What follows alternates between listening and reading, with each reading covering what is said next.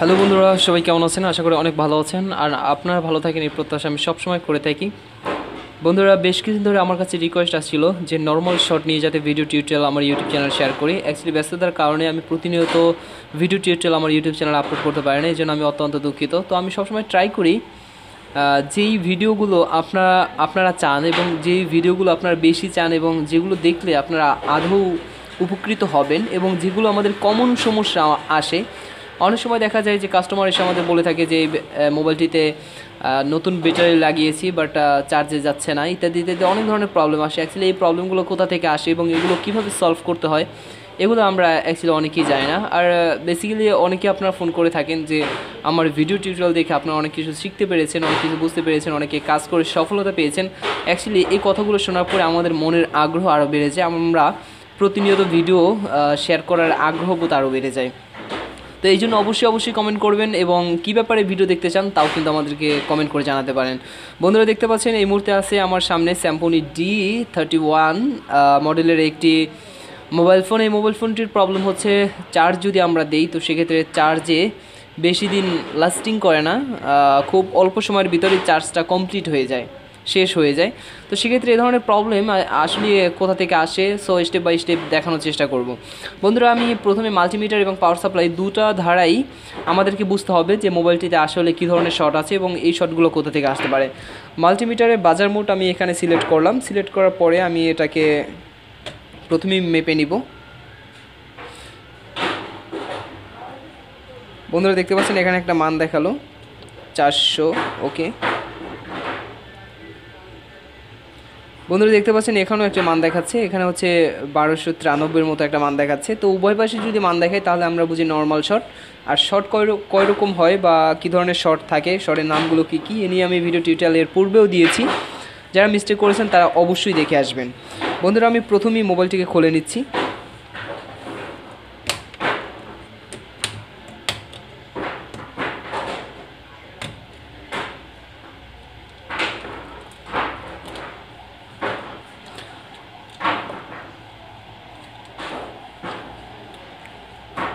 বন্ধুরা, মোবাইলটি খুলে নিলাম। আমরা আরেকবার দেখবো হচ্ছে আমরা সরাসরি পাওয়ার সাপ্লাইতে চলে যাই এবং পাওয়ার সাপ্লাইতে দেখি যে পাওয়ার সাপ্লাইতে কী ধরনের শর্ট আমাদেরকে দেখায়। বন্ধুরা, এখানে দেখতে পাচ্ছেন পাওয়ার সাপ্লাইয়ের রিডিং একেবারেই শূন্যতে আছে, দেখতে পাচ্ছেন কাটাটা শূন্যতে আছে। আর এখানে আমরা মোবাইলের গ্রাউন্ডে লাগিয়েছি এবং পজিটিভটা আমি যখন এখানে লাগাবো তখন দেখতে পারবেন যে কাটাটা একটু উপরে উঠে গেছে।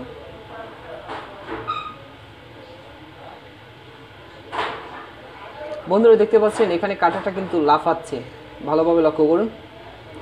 তো এভাবে করে যদি আমরা ভালো সেট যদি আমরা পাওয়ার সাপ্লাইতে যদি কানেক্ট করি তাহলে কিন্তু এভাবে কিন্তু কাঁটাটা লাফানোর কথা না, কাঁটাটা যেখানে ছিল সেখানেই থাকার কথা ছিল, বাট এটা দেখতে পাচ্ছেন লাফাচ্ছে। তো এই ধরনের যদি কাঁটা লাফায় তো সেক্ষেত্রে আমাদের বুঝতে হবে যে মোবাইলটি এই মুহূর্তে নর্মাল শট আছে। ঠিক আছে, তো আমরা মাল্টিমিটার এবং পাওয়ার সাপ্লাই দ্বারা দেখলাম যে আসলেই মোবাইলটিতে এই মুহূর্তে শর্ট আছে। তো এখন চলুন আমরা দেখি যে এই শর্টটা আসলে কীভাবে ফাইন্ড আউট করা যায়। বন্ধুরা, নর্মাল শর্ট মূলত অনেক সেকশন থেকে আসতে পারে, তবে তার ভিতরে অন্যতম হচ্ছে একটি চার্জিং সকেট। চার্জিং সকেটে অনেক সময় দেখা যায় ময়লা পড়ে যায়, অথবা এই চার্জিং সকেটের সাথে যে সেকশনগুলো জড়িত আছে এখানে যে রেজিস্ট্যান্স ক্যাপাসিটার সংযুক্ত থাকে, আমার দেখাচ্ছে কি অধিকাংশ প্রায় সমস্যাগুলো এখান থেকেই আসে। তো আমরা যেটা করব, প্রাথমিকভাবে যেহেতু আমাদের নর্মাল শটটা আছে তো সেহেতু আমাদের স্টেপ বাই স্টেপ আগাতে হবে। আমরা অ্যাকচুয়ালি মুখস্থ কোনো কাজ করাটা উচিত না। তো আমরা এখন যেটা করব, আমরা এখান থেকে যে চার্জিং যে সকেটটা আছে সকেটটাকে প্রাথমিকভাবে তুলে ফেলব।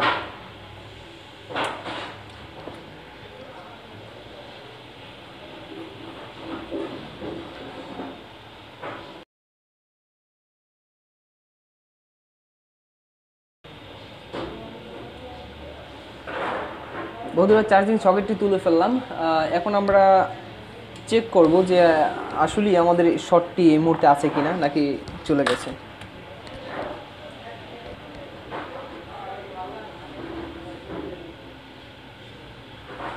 বন্ধুরা, দেখতে পাচ্ছেন একদিকে পাচ্ছি 1100 মতো আর একদিকে, তো উভয় দিকেই দেখতে পাচ্ছেন এখনও মান পাচ্ছি। তো এই ধরনের যদি প্রবলেম আসে তো সেক্ষেত্রে আমরা প্রাথমিকভাবে যেটা করব, চার্জিং সকেট তুলে ফেলবো। চার্জিং সকেট তোলার পরে চার্জিং সকেটের সাথে সম্পর্কযুক্ত যদি এখানে কিছু ক্যাপাসিটার রেজিস্ট্যান্স থাকে তো ওইগুলোকে এক এক করে আমরা 4 থেকে 5টা তুলে ফেলবো।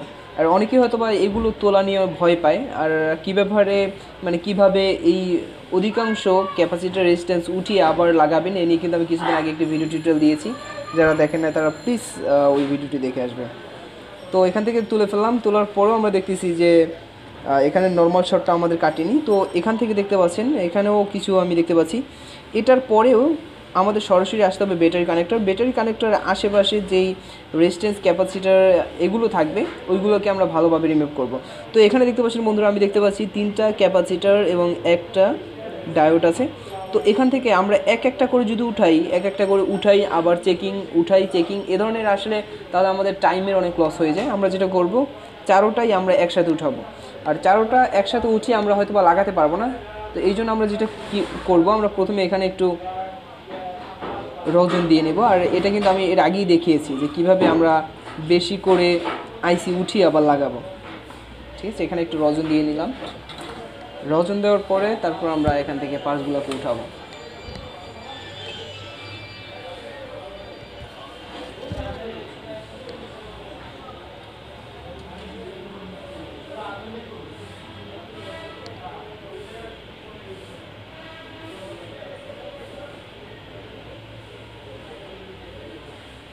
উঠিয়ে একদম বরাবর, এটা ছিল এই পাশে রাখবো,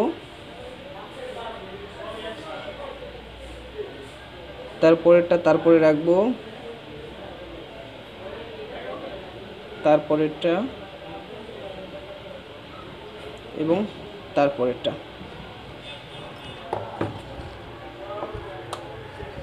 বন্ধুরা এখান থেকে দেখতে পাচ্ছেন চারোটাই আমি উঠিয়ে ফেলেছি এবং চারোটা এখানে স্টেপ বাই স্টেপ রেখেছি। এখন আমরা এটা দেখেন, এটা কিন্তু হাত থেকে এখান থেকে যদি টুইজারও চলে যায় তাহলে কিন্তু এটা নড়াচড়া করতে পারবে না। সো এই আইডিটা আমি এর আগেই দেখিয়ে দিয়েছি, আশা করি এই আইডিটা ফলো করে কাজ করবেন। তো সেক্ষেত্রে এ ধরনের প্রবলেমে আমাদেরকে পড়তে হবে না। তো আমরা এখান থেকে চারটা ছিল, চারটাই আমরা উঠিয়ে দিয়েছি। এখন দেখি আমরা আবার যে আমাদের শর্টটি আছে কিনা। বন্ধুরা দেখতে পাচ্ছেন এই পাশে কোনো মান দেখাচ্ছে না,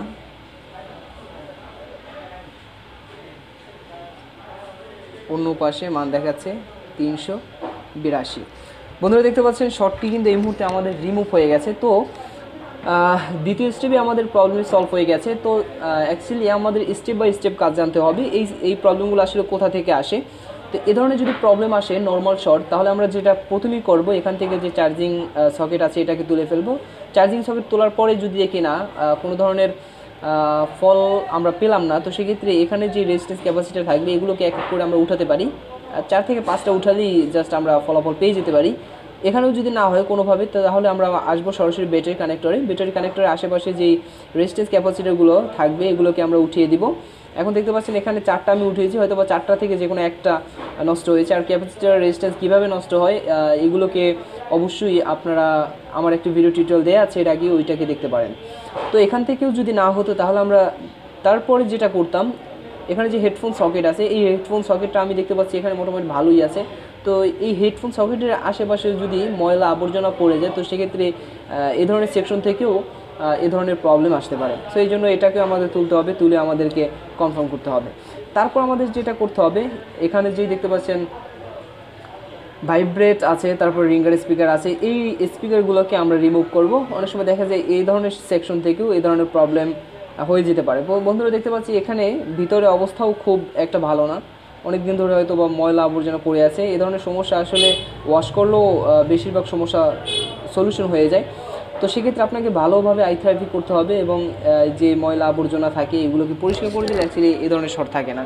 আর নর্মাল শর্ট নিয়ে এর আগেও আমি ভিডিও টিউটোরিয়াল করেছিলাম, সেখানে আসলে আপনি স্টেপ বাই স্টেপ থিওরি অনুসারে আপনি প্রত্যেকটা কাজ আপনি পাবেন। সো এই জন্য আমার ইউটিউব চ্যানেলটি ঘুরে আসতে পারেন।